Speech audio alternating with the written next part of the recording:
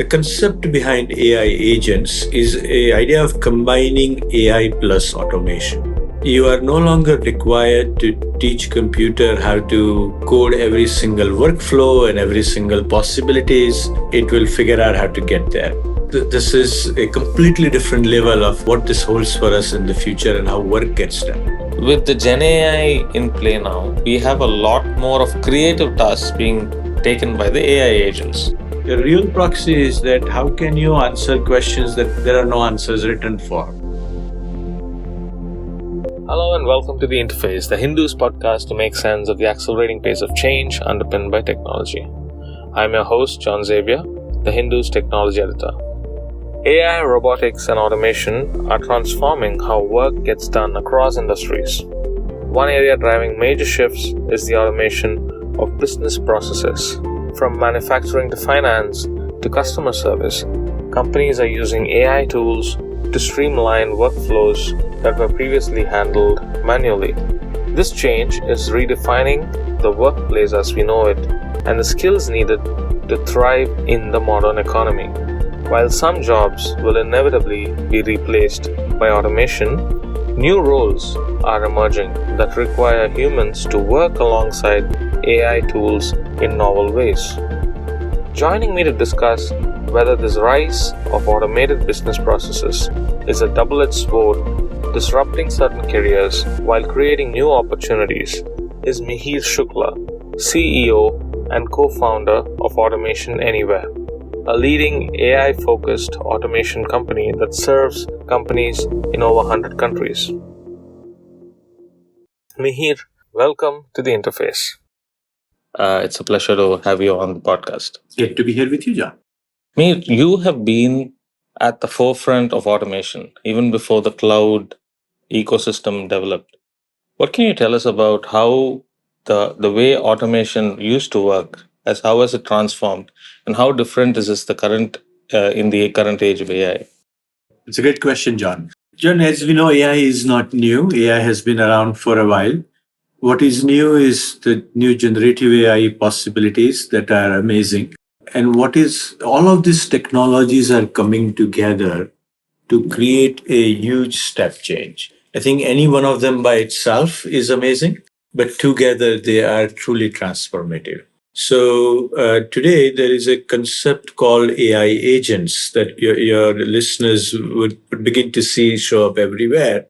The concept behind AI agents is an idea of combining AI plus automation. Think of AI as the brain and automation as the body.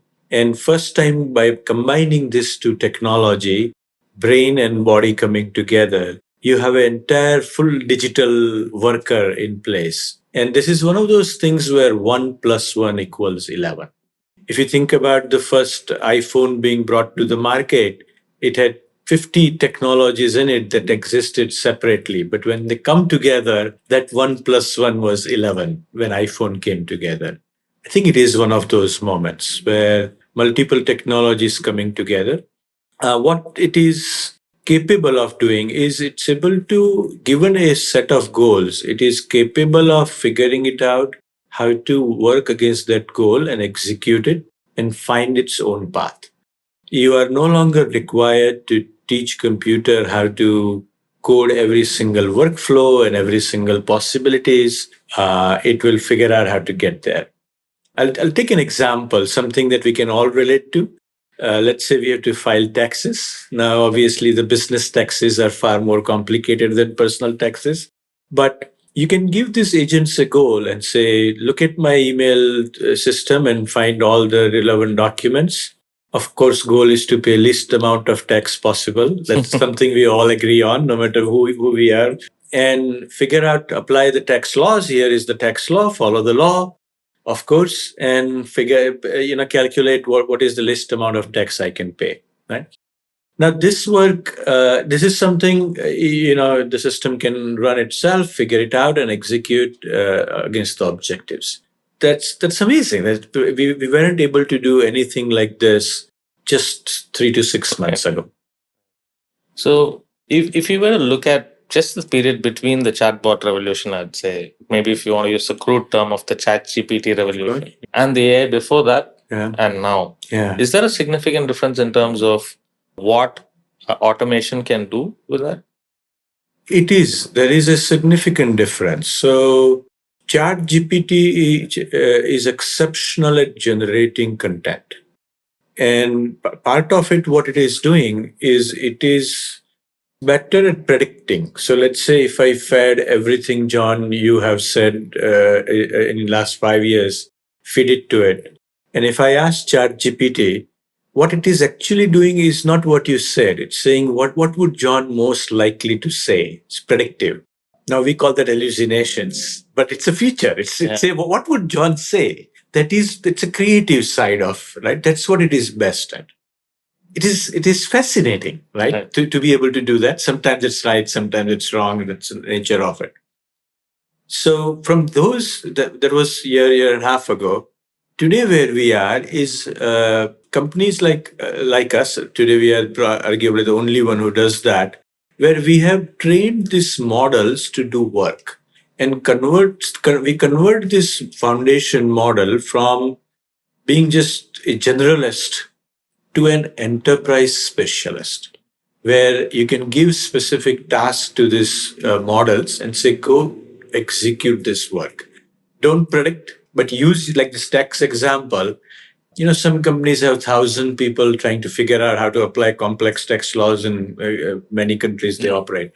Instead of that, here are the rules, here are the documents, go figure it out, execute this work.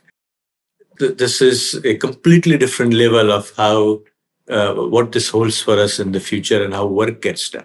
Now, how different would you see? Like, for instance, I always get fascinated when I was thinking about automation is you began the whole thing when there was no cloud ecosystem. Yeah. How difficult was it back then, in terms of doing these kind of automation tasks? Was the scale limited? So the challenges were different. How would you see the... I think when you start a startup, you always have to be early. That's the whole idea of a startup. This was too early. Right? You never know what is too early until you start. And back then we had a vision to make sure that we have billion plus knowledge workers on planet, and to make sure. Imagine if everybody had an assistant who could help them be more. We would transform how work happens. And it is possible for some of the work to happen fully autonomously as well, depending on the type of the work. And so we imagined a world where we relook at what is a human job and what is not a human job in terms of the task we do, right? Not job, but then what task we do. So that vision remains the same today. There are more and more sophisticated technologies along the way. But everything that we have learned so far has helped us be who we are today. So the reason why we are today the only one who is able to offer this generative AI model for work that's uniquely designed to execute work is because everything that we learned so far. Right. And in terms of what the industry is like, the places that you operate, because you're in multiple countries, Yeah. how differently is this particular automation being taken by different industries and also countries? And do you see the specific industries that are highly automated and some are not? So what's your sense around? I think this is an enormous opportunity for every country and every industry. To put it in a historical context, if you think about this is like an industrial revolution, the kind that we have only read in the book. But what industrial revolutions did is they redefined the definition of valuable work, and then we all evolved to where we are today, right? So if you look at it in the second industrial revolution, a small island of England embraced the industrial revolution and became Great Britain, and everything that followed, of course. Because when countries leverage this technology, it has power to transform countries, let alone companies. This is one of those revolutions. So what we are seeing is every country on the planet is looking at this and say, how can this help me increase my competitiveness? So whichever country it is and whatever your core industries are, your first task is to improve the effectiveness of those core industries so that you have a larger market share from the market. And then you have an opportunity to do more than that and expand from it. And in terms of industries, do you see any specific approaches that each industry might have? Any? It is happening across all the 18 industries because we have knowledge workers in every industry, as you know. In service heavy industries like financial services, insurance, healthcare, it has huge implications in how we interact with these companies, how our customer experience is, how fast our service is met. For one of our customer, we now process mortgage applications in 3 minutes. Not long ago, this used to be a 15-day process. So in healthcare, we settle insurance claims more than 90% of it in a matter of minutes. So these are just few examples in how it affects all of us and how we will experience this transformation that these companies are going through. In industry like manufacturing, it has in some sense even a bigger implication because the cost of material is very high. So some of our customers were able to reduce inventory cost by $200 million. And that was just sheer wastage. That is what it was, right? It's so complicated that human beings weren't able to manage 350,000 items in 35 warehouses. So you do the best you can and right? That's how we operate, right? Yeah. Now that this generative AI process model and automation is able to manage and balance inventories across all of that, you just have to carry 200 million worth of less inventory. That's just good for everybody, right? I mean, no point in this thing sitting on the shelf. You mentioned about competitiveness for countries being an important factor in terms of automation. How do you see the labor economic come into play? I ask this primarily because the earlier approach to automation and AI from economists was that it's going to remove all the mundane tasks and then make life easier with creative tasks. Yeah. With the Gen AI in play now, we have a lot more of creative tasks being taken by the AI agents. Yeah. So there's a kind of a flip that, knowledge worker roles are becoming more automated than the traditional, maybe hardworking sort of blue collar job. Yeah. So how does this shift play out, and how do you take this forward in the? So there are a few ways to answer it, right? So if you look at Western economies and many other countries, there is a declining working age population. So those countries have no other choice but to adopt this technology because every year there will be less people working than a year before. So they have to get more work out of the existing people, and so they are going to take this technology and adopt it widely. If you look at developing countries, some of them they are showing population increase, people like Brazil and India and others, but it's a matter of time. So everybody is on a path where 5, 10, 15 years later, everybody comes in a declining workforce. So I think Japan started and then everybody's following it, just a matter of time. Yeah. So since this is going to come to everybody, you as well start adopting it now. And it's a necessity of the society. It's not a problem of not finding enough jobs. The real problem is we don't have enough people to do the jobs. That's the current problem. The second part I would mention is that if you mention creative work and others, if you look at there have been AI novels written completely by AI. Nobody is reading them. Because that kind of creativity it hasn't been very creative. It doesn't surprise you. It's just there's something about it that the humans don't seem to be interested like about. People say word salad. Yeah, that's right. It's a flat. It just falls flat. It's very well grammatically written, but it falls flat.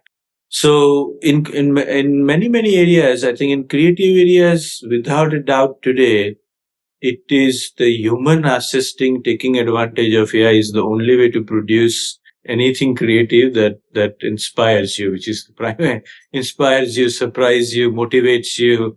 That requires human skills very much today. So that I think that will remain that way. I think what we are seeing is take an example of a luxury good companies who is coming up with the next fashion. AI isn't able to come up with the next fashion. You give AI all the choices, it will give you various options, then you tinker with it and give you more choice. And in the end, human decides these are the next two fashion they're going to come out with. So that's the model how in every aspect of creative it is today. And I expect it to be that way for foreseeable future. So, what sort of roles will emerge? For instance, we could see a lot of the desk jobs being going into the AI agent framework. So, what could be the jobs of the future if you were to, look at 5, 8 years from now? What could they be? So, to best of our knowledge, John, there's a report from World Economic Forum, which is prediction of how jobs will evolve, and I think it's a very good piece of document that describes how that is evolving. And what it is showing us is that it will create about 10 million new jobs. And 8 million jobs would have some effect. So some could be 5% automated, some could be 50, some could be 95 or 100. Right? So let me start with the large picture. At a large picture, this is a transition from one kind of job to other, with a net 2 million more jobs being created. And those 2 million people we don't have on the planet to do. So we still have a problem of having, not able to find enough people to do the jobs we have. But so what kind of new jobs? I think there are that document list, many list of jobs where the new jobs will be created. Some of them there is a significant rise of people in the security business. We know how these technologies can be used by bad agents to do harm to us. So there will be more need to provide security against various malicious intent. So there's cybersecurity, that is. Thank you. Then there is need for more people to create these specific models, train these models, and create specific applications around it. You will see this rise of people with multiple degrees. So at least in my generation, most of us studied one thing. For example, I studied computer science and that was my profession. But what you're seeing now is many people are combining degrees. So they are doing economics and neural science and something else and something else. Somebody's doing video gaming and rock climbing, just combining two completely different things. And so what you're going to see in the emerging economy is the next generation or the current generation is almost there. They are going to create things that we haven't imagined yet. They're going to combine these two things. So imagine a rock climber who creates a video game of rock climbing. You can't get any more authentic than that. And that experience you will pay for if you are a rock climber, right? So or economics and healthcare. There are so many opportunities to redefine the economics behind healthcare and how it is, right? Or computer science and healthcare. I think there are opportunities for next 20 to 30 years. So you will see emergence of roles that combine the skills and they'll reimagine every industry and how it should operate in the future. Right. So which means that we need a better education system, not the one that we currently kind of pass off and then get the grades and then keep moving. But a lot more. Are you saying if you just remember what is in the textbook, that's no longer enough? No. Yes, I agree. It's not enough. It's not enough. Yeah. And also a lot of interdisciplinary and multidisciplinary study is a more important thing to have. The education system seems to be stuck in the past. So how do we shake that up? Do you have a... So I think it's an excellent question, because I think until now, what we have done is that we have taken our ability to repeat the knowledge that already exists as a proxy for how knowledgeable you are, or how smart, how intelligent you are, or what you can do. Just a proxy of. But now in the world of internet and chat GPT, that's no longer real proxy. A real proxy is that how can you answer questions that there are no answers written for? That's the real intelligence. So that's the human job. So we will have to teach people how to combine all these tools together, the knowledge that exists, because repeating that knowledge has no value anymore. To some extent, you still have to remember 1 plus 1 is 2. But and then combine it to create solutions that help us. So I think I know that there have been debates going on on whether to use Chat GPT in schools, for example. Some people have banned it. Some people said use it to create the first draft. I think a good example I saw was the assignment said, generate this with Chat GPT and then explain to me what you added to it and why. which is to say, over and above the current knowledge available that you could get, what was your view in addition to it?